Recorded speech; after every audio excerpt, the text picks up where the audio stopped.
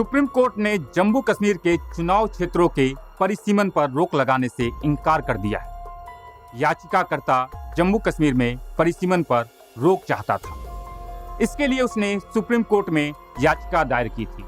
परिसीमन आयोग ने कुछ दिन पहले ही अपनी अंतिम रिपोर्ट सरकार को सौंपी है। नमस्कार, मैं राजेश कुमार, एडोरा इनसाइट्स में आपका स्वागत है। आज हम परिसीमन पर चर्चा करेंगे। परिसीमन से तात्पर्य किसी राज्य में विधानसभा और लोकसभा चुनाव के लिए निर्वाचन क्षेत्र की सीमाओं को तय करना है। आसान भाषा में कहें तो किसी लोकसभा या विधानसभा निर्वाचन क्षेत्र में कौन कौन सी जगह, गांव आदि शामिल होंगे तय करना परिसीमन कहलाता है।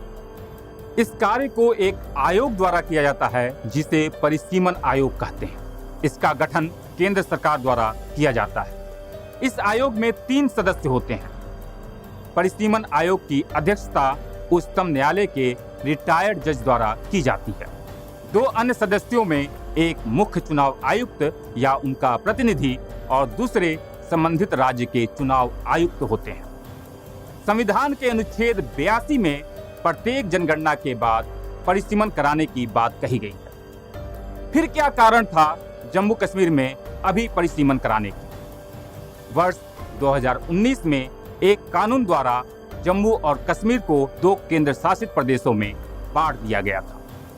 पहला जम्मू कश्मीर और दूसरा लद्दाख। यह कानून था जम्मू और कश्मीर पुनर्गठन अधिनियम 2019। विभाजन के बाद नए सिरे से चुनाव कराने के लिए सीटों का परिसीमन करना जरूरी हो गया था। आइए जानते हैं परिसीमन आयोग के इस अंतिम रिपोर्ट में क्या है।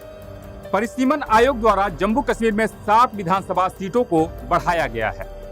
जम्मू में 6 और कश्मीर में 1 सीट बढ़ाई गई है।